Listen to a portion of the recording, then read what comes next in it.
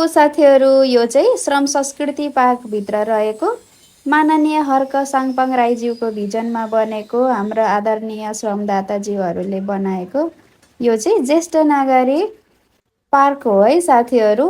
म पनि first time आएको, अब लगभग बनेर सकिन लागेको रहेछ। वास्तवमै यति सुन्दर रहेछ साथीहरू, हेर्नुहोस् त पहाडको घर टाइपको के कस्तो सुन्दर, मलाई त राम्रो लाग्यो साथीहरू।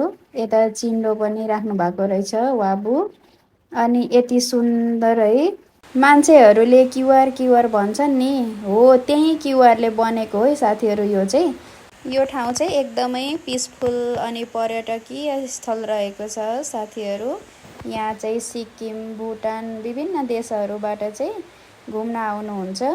खुसी लाग्छ क्या साथीहरू, हाम्रै देशको आर्थिक उन्नति चाहिँ हुन्छ नि त।